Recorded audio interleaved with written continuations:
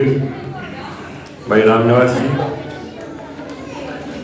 सभी उपस्थित ये भाई बहन दोबारा आए थे, मैंने इनका नाम याद नहीं कर लिया। तो ठीक, तो अपने जस्सू एमिनेंट पर्सन राजेश सरपंच गिरावट और सभी उपस्थित मेरे पार्टी के कार्यकर्ता बंधु, बेटा बैठ से तुलसी देर बैठ। और बड़ी संख्या में मेरे सामने आई हमारी माताएं बहनें। आदमी तो मेरे से मतास बाज होंगे सबके, महिलाएं आई है इन्हीं को ज्यादा श्रद्धा है। धर्म में कर्म में महिला को ज्यादा श्रद्धा होती है। आदमी तो काट दे मेरे 4 लिख दे मेरे 10 पे सारा दिन कटाए कट बड़ी हो, और कोई काम नहीं, काम ना करते जाए। अभी गांव में ग्रांट की चर्चा हो रही थी। मैंने इसी भवन के लिए 11,66,000 रुपये लगवाए थे। इसी भवन के मैंने अपने कोटे से दिए थे, सांसद कोटे से। गांव में एक दिन बुलाया था पंडित जियों ने परशुराम भवन के लिए, 21 लाख रुपये मैंने वहां भी दिए थे। गांव में 5 लाख रुपये बैकवर्ड चौपाल में दिए। 11 लाख की आपके गांव में डिजिटल लाइब्रेरी बढ़वाई। 11 लाख रुपये गोरखनाथ कम्युनिटी सेंटर में। सोबिर तू बताना है नहीं भाई दिए थे, फिर तू बताया गांव का काम करना है मेरा सर। 2 लाख के सीसीटीवी कैमरे लगवाए। और अब आपके पशु अस्पताल के लिए 11 लाख रुपये रिलीज कर दिए, वो भी आ गए। बाकी भवन की चर्चा हो रही थी, 2 लाख रुपये संदीप ने भी कहे और 5 लाख रुपये नवनीत राठी ने भी।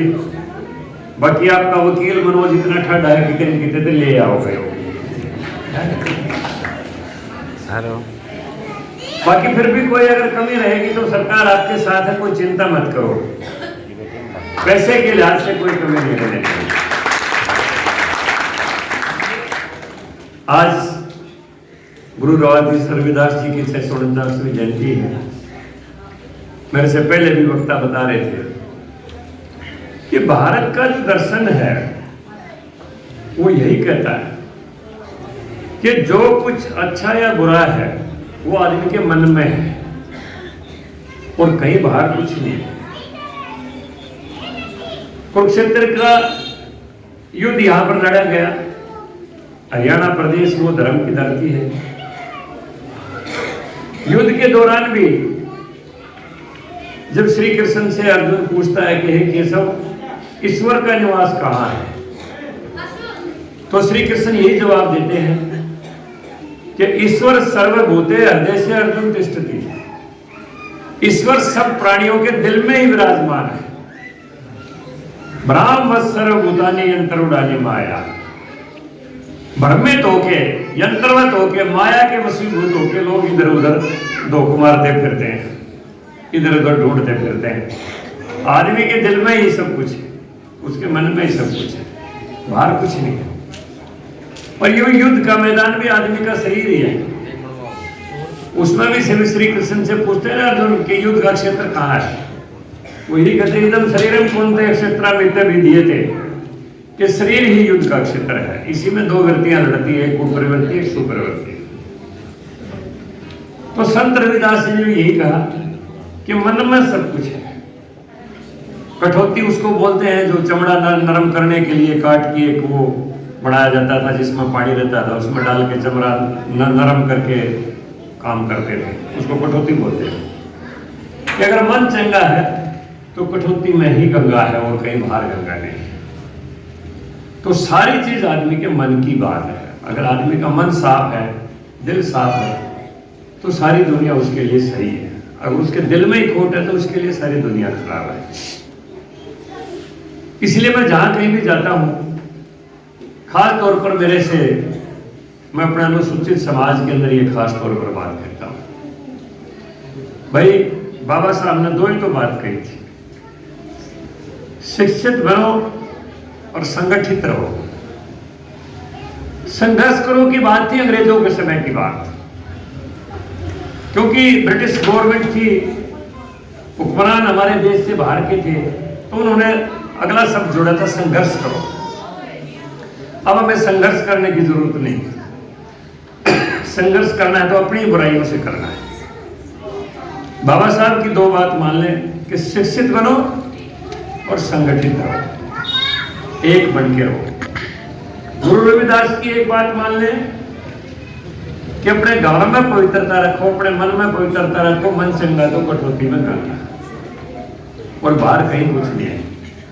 इसलिए मैं खास तौर पर दलित समाज के, अपने अनुसूचित समाज के लोग जो हैं उनके बीच में खास तौर पर कहता हूं, भाई घर से बड़ा मंदिर और माँ बाप से बड़ा देवता कोई नहीं दुनिया के अंदर।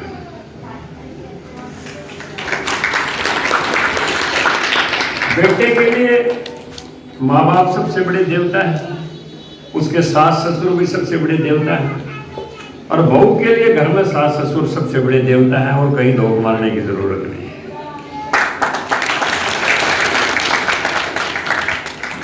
हर लड़की के अंदर प्रतिभा है। अब ये लड़की है ना, ये पत्रकारिता का भी काम करती है, अनाउंसर भी है, कितनी बढ़िया। देखो एक आदमी को बुलवाने के लिए पहले एक श्लोक भी बोलती है, लोकोक्ति भी बोलती है, सारी बोलती है, बड़ी आवाज में खुल के बात करती है। एक लड़की वो डांस करके गई थी, कितना खुल के कर रही थी, कोई झिझक नहीं, कुछ नहीं, पूरी परफेक्शन के साथ कर रही थी। अगर उस लड़की को किसी डांस एकेडमी में भेज दिया जाए तो मैं कहता हूं हिंदुस्तान में वो पद्मश्री अवार्ड लेके आए। लेकिन उसके लिए अवसर कौन पैदा करेगा? डांस एकेडमी तक जाने के लिए उसके अवसर कौन पैदा करेगा? आप लोग करोगे। जो पैसा आपने उस बच्चे की प्रतिभा के विकास के ऊपर लगा दिया, लगाना चाहिए, और उसकी बजाय तुम कितने धोख मार दे रहे हैं, वहां बाढ़ तरमान दे रहे हैं, तो फिर वो बच्चे की प्रतिभा क्या करेगी? बाबा साहब भीमराव अम्बेडकर के बाल उनकी बहन अपने घर में काटा करती। उस समय इतनी छुआछात थी कि ना ही उनके बाल नहीं काटा करता, उनकी अपनी बहन ही घर के अंदर बाबा साहब की कटिंग करती थी। एक एक पैसा बचा के वो हिंदुस्तान के इतने बड़े बैरिस्टर बने, कानून के इतने बड़े विद्वान बने, जिन्होंने देश का संविधान लेके हम सबको दिया। बाबा साहब ने एक बात कही है कि किस हालात में हमारा जन्म होता है वो हमारे बस की बात नहीं है, वो जन्म तो परमात्मा देता है। किस हालात में किस माँ बाप के घर हम जन्म लेंगे ये हमारे बस की बात नहीं है, लेकिन जन्म लेने के बाद हम कैसा जीवन जिएंगे वो हमारे बस की बात है। उस जीवन को हम ताशों में भी बर्बाद कर सकते हैं, नशे में भी बर्बाद कर सकते हैं, और उसी जीवन को अपने परिवार की उन्नति के लिए, अपने समाज की उन्नति के लिए, अपने देश के लिए भी लगा सकते हैं। जीवन तो वही है, सबको एक ही मिलता है, लेकिन उसका सदुपयोग या दुरुपयोग जो करना है वो हमारे सबकी बस की अपनी बात है। इसीलिए मैं महिलाओं के बीच में खास तौर पर कहता हूं कि आप ही वो ताकत है जो हिंदुस्तान की भावी पीढ़ी की निर्माता है। शिवाजी का निर्माण किसने किया? उसकी मां जीजाबाई ने। उसी ने शिवाजी को प्रेरित कर करके इतना बड़ा एक साधारण मराठा परिवार में पैदा होके और मुगलई सत्ता से टकराने के लिए तैयार किया उसने अपने, उसकी मां ने, जीजाबाई ने। गुरु गोविंद सिंह का निर्माण किसने किया? उसकी माता गुजरी ने। गुरु गोविंद सिंह ने अपनी आत्मकथा में लिखा है जिसका नाम है विचित्र नाटक, कि मैं तो धरती पर आके अपने जन्म लेना ही नहीं चाहता था, मैं तो हेमकुंड पर्वत के ऊपर तपस्यारत था, लेकिन माता गुजरी की पुकार रोजाना मेरे से टकराती थी। वो जब भी साधना में बैठती है कहती है, हे परमात्मा मेरी कोख से ऐसे पुत्र को जन्म दे जो इस हिंदू संस्कृति को, हिंदू धर्म को मुगलई अत्याचार से बचाए। और वो सारी वाइब्रेशन मेरे से हेमकुंड पर्वत पर आके टकराती थी। और मैंने आखिरकार मजबूर होकर अपना वहां से शरीर छोड़ के गुजरी के क्रम में जाना पड़ा। तो उस संत को पैदा किया उसकी मां की पुकार ने, माता गुजरी ने। तो आप लोग जो है, आपने ही संतों का निर्माण किया है। आपके ही गर्भ से अंबेडकर पैदा हुए हैं, आपके ही गर्भ से रविदास पैदा हुए हैं, आपके गर्भ से सुभाष पैदा हुए, आपके गर्भ से विवेकानंद पैदा हुए, आपके गर्भ विवेकानंद सब कुछ जन्म लिया है वो मां के गर्भ से ही आया है। जो मां ही अपने बच्चों को संस्कारित करती है, उसको बड़ा बनाना है या छोटा बनाना है। अगर बच्चा बाहर जाएगा और आप कहोगे बेटा बाहर मत जाना, भूतनी चिपट जाएगी, तो सारी उम्र वो भूत से डरता रहेगा बेचारा, भूत होता कुछ नहीं। और अगर आप उसको घर में ये शिक्षा दोगे बेटा सदा अन्याय और अत्याचार से टकराने की हिम्मत रखना है, जीवन केवल एक बार मिलता है, तो आप उसी को योद्धा बना दोगे, उसी को लड़ाका बना दोगे। आप उसको शिक्षा दोगे बेटा देश के लिए, धर्म के लिए हमेशा अपने प्राणों की भी बाजी बना लगाने के लिए तैयार रहना है, तो आप उसको देश का महान योद्धा बना दोगे। ये हमारे सामने छोटी छोटी लड़कियां बैठी हैं, इनके डीएनए में कोई कमजोरी नहीं है। हरियाणा का डीएनए बहुत मजबूत है, बशर्ते इनको पूरी खुराक दी जाए और पूरा अवसर दिया जाए तो हर लड़की ममता सौदा बन सकती है, हर लड़की एवरेस्ट को लांघ सकती है, पर्वत को लांघ सकती है। और आप देख लो पिछले 11 वर्षों से जितने ओलंपिक गेम हुए, एशियाड गेम हुए, कॉमनवेल्थ गेम हुए या और कहीं कोई गेम हुए, सबसे ज्यादा मेडल हरियाणा में आए हैं और हरियाणा में सबसे ज्यादा मेडल हमारी लड़कियों ने लिए हैं। जब एक लड़की पूरी तरह से शिक्षित और संस्कारित हो जाती है तो 2 परिवारों का भला करती है। आदमी केवल अपना अपना भला करता है, लेकिन लड़की 2 परिवारों का भला करती है। इसलिए लड़कियों की शिक्षा की तरफ, इनके स्वास्थ्य की तरफ ज्यादा से ज्यादा ध्यान दो। यही देश के निर्माण का एक तरीका है। काफी देर से आप सभी की अलग अलग बातें सुन रहे हो, सबने अपने अपने ढंग से बात की। अभी इस भवन के विकास की चर्चा हो रही थी, महंत जी मुझे बता रहे थे कि इसमें भवन में 4x3 की संत रविदास की जी की जो मूर्ति है, जो स्टैचू है, वो बनवा के महंत सतीश जाज जी के जयपुर से बढ़िया मूर्ति बनवा के लाएंगे, चाहे कितने लाख रुपये लगे होगा, अपना कोई चिंता की जरूरत नहीं। तो वो मूर्ति का इंतजाम हो गया, फर्श का और दरवाजे खिड़की का इंतजाम नवनीत ने कर दिया और सफेद दीगर वाल पुट्टी का इंतजाम अपना संदीप ने कर दिया। और कोई कसर रह जाएगी तो फिर मेरे को बता रही और कर लेंगे, कोई